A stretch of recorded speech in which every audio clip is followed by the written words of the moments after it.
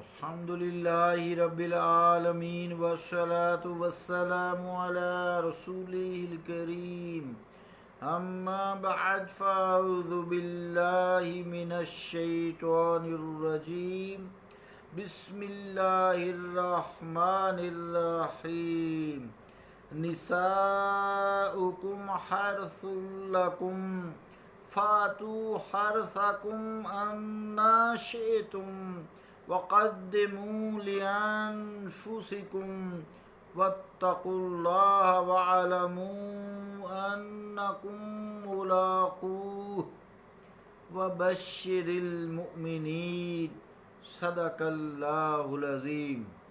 واجب الاحترام سامعین، السلام علیکم ورحمۃ اللہ وبرکاتہ۔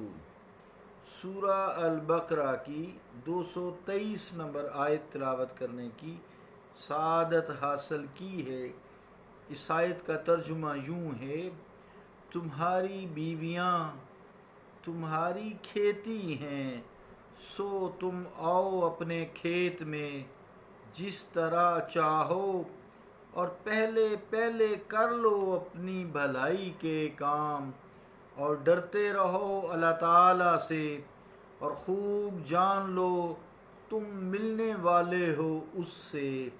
اور اے حبیب خوشخبری دیجئے مومنوں کو، اللہ کا قول سچا ہے جو بڑی ہی عظمت والا ہے۔ عزیزان گرامی قدر، السلام علیکم ورحمۃ اللہ وبرکاتہ۔ اس آیت میں جو حرث کا لفظ ہے، کھیتی سے تشبیہ دی گئی ہے ازواج کو، یعنی فطرتاً اللہ نے عورتوں کو مردوں کی سیرگاہ نہیں بنایا ہے، ان کے لیے وہ سیرگاہ نہیں ہیں، بلکہ دونوں کے درمیان ایک کھیت اور ایک کسان کا تعلق ہے۔ تفہیم القرآن، یعنی فطرتاً اللہ نے عورتوں کو مردوں کے لیے سیرگاہ نہیں بنایا، بلکہ ان دونوں کے درمیان کھیت اور کسان کا سا تعلق ہے۔ تفہیم القرآن۔ عزیزان گرامی قدر، ایک نازک ترین حقیقت کو اللہ کریم نے کتنے ہی احسن پیرایا میں سمو کر رکھ دیا ہے کہ جبین حیا پر شکن بھی نہیں پڑتی، اور مقصد بھی کھل کر واضح ہو کر سامنے آ جاتا ہے۔ بلکہ اگر غور کیا جائے تو اسلامی ازدواج کا سارا فلسفہ سمیٹ کر ان دو لفظوں میں رکھ دیا گیا ہے۔ شادی کا مقصد جو ہے وہ صرف لذت طلبی نہیں ہے میاں بیوی دونوں کے لیے، بلکہ دونوں کے لیے ہی حصول اولاد ہے۔ اس لیے اپنی بیوی ایسی منتخب کرو جو نیک اور پاک باز ہو، کیونکہ اگر ردی زمین میں تخم ریزی کر دی گئی تو اچھی کھیتی کی توقع پھر مت رکھو۔ نیز جس طرح کسان کی ظاہری خوشحالی بلکہ بقا کا انحصار اس کے کھیت کی حفاظت، نگہداشت اور اس کی خدمت پر ہوتا ہے، اس لیے دلی وابستگی ضروری ہے، کیونکہ بے دل بندہ کام نہیں کر سکتا۔ اسی طرح تمہارا تعلق اپنی رفیقہ حیات سے دلی ہونا چاہیے، دلی وابستگی ہونی چاہیے، محبت، رحمت اور رافت کا سلوک ہونا چاہیے۔ غرضے کے عزیزان گرامی قدر، جتنا آپ غور کرتے چلے جائیں گے، شادی کے مقاصد اور اس کے فرائض نکھر نکھر کر سامنے آتے جائیں گے۔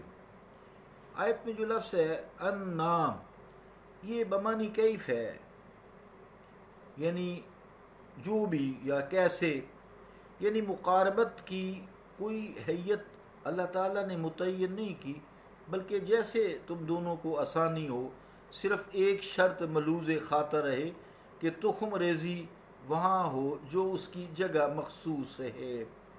آیت کے ان الفاظ سے دو غلط کاریوں کا رد بھی کر دیا گیا ہے۔ ایک تو یہ کہ یہود مقاربت کے لیے صرف ایک حیت یا شکل یا طریقہ ہی مخصوص رکھتے تھے۔ فرمایا کسی خاص حیت کی پابندی ضروری نہیں ہے، بلکہ جیسے تم دونوں کو پسند ہو۔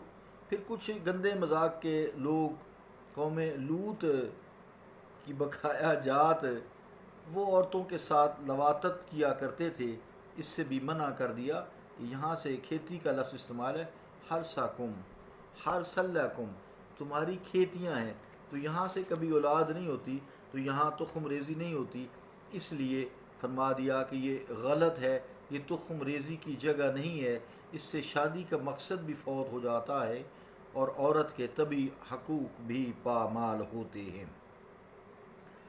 عزیزان گرامی قدر، اللہ رب العالمین کے کلام میں کتنی جامعیت ہے، اور یہ جو فکرہ ہے وَقَدِّمُوا لِأَنفُسِكُمْ وَقَدِّمُوا لِأَنفُسِكُمْ، یہ کتنا جامع ہے اور بڑے وسیع مفہوم پر دلالت کرتا ہے، یعنی ان لذتوں میں ہی نہ کھو جایا کرو، بلکہ اپنے آنے والی زندگی کے لیے نیک اعمال کا توشہ جمع کرتے رہو، دوسرے شادی سے اولاد طلب کرو تاکہ اس کی وجہ سے تمہارا نام باقی رہے، اور ان کے اعمال صالحہ سے تمہارے مر جانے کے بعد بھی تمہارے نامہ اعمال میں نیکیوں کا اضافہ ہوتا چلا جائے۔ اگر تم صرف لذت طلبی میں ہی عمر برباد کر کے اس دنیا سے چل دیے، تمہاری اولاد بھی نہ ہوئی، نہ تم نے اس کی کوشش کی، تو تمہارا نام و نشان تک مٹ جائے گا۔ اور اگر اولاد ہوئی اور اس کی تم نے صحیح تربیت کر دی، اسلامک لائنز پر تربیت کی، شریعت مطہرہ کے مطابق تربیت کی، ان کے اخلاق کو اسلامی سیرت میں ڈھالا، تو تمہارے لیے مرنے کے بعد بھی فائدہ ہے۔ اگر تم نے یہ سارے کام نہ کیے تو تمہاری اولاد جاہل، بد عمل، بدکار بن گئی تو تمہیں یاد تو کیا جائے گا، لیکن برائی کے ساتھ، اچھے نام کے ساتھ یاد نہیں کیا جائے گا، تو ایسی برائی کے ساتھ کہ اس سے تمہیں اگر یاد نہ کیا جاتا تو ہزار بہتر ہوتا۔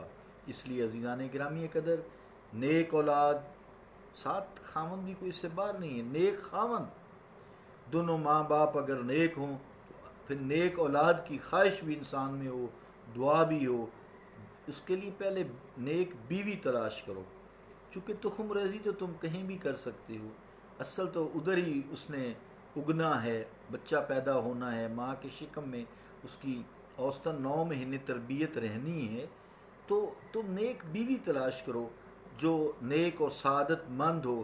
نیک اور سعادت مند جو ماں ہے وہ بچوں کی اچھی تربیت کر دیتی ہے۔ سب سے پہلی گود جو ہے بچے کے لیے وہ ماں کا شکم ہے، جس میں بچہ شریعت مطہرہ کے مطابق 6 ماہ سے لے کے 2 سال تک تربیت پاتا ہے۔ یہ سی سیکشن ویسے ہم نہیں بچ سکتے، بس یہ بھی ایک انتہائی کرپشن ہے۔ حمل کی مدت شریعت مطہرہ میں 6 سال، 6 ماہ سے لے کے 6 ماہ سے لے کے 2 سال تک ہے۔ 6 ماہ کا بچہ پری میچور نہیں ہوتا، شریعت مطہرہ میں پورا بھی ہوتا ہے، حلال بھی ہوتا ہے، اسی طرح 2 سال تک ہے۔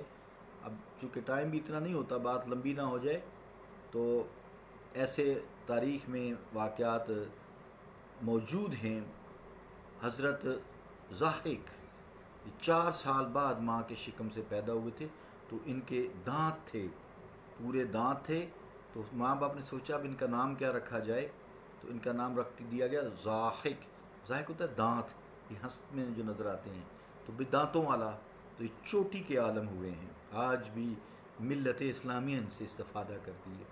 تو بہرحال بات لمبی نہ ہو جائے، اللہ تعالیٰ ہمیں ہدایت عطا فرمائے، اور جو یورپ کی تعلیم ٹھیک ہے ہم نے پڑھی ہے، ہمیں لوگوں نے پڑھنے نہیں دیا، شرک کے فتوے لگا لگا کے، بس میں لمبا نہ چلا جاؤں، ہمارا بیڑا غرق کر دیا شرک کے فتوے لگا لگا کے، خام کا مسلمانوں پر ہر چیز میں شرک کا فتویٰ دے دیتے ہیں، لباس میں، حلیے میں، بس جو بھی ہاذا شرک، ٹھپیاں اٹھائی ہیں ان لوگوں نے۔ اللہ تعالیٰ ہمیں معاف فرمائے۔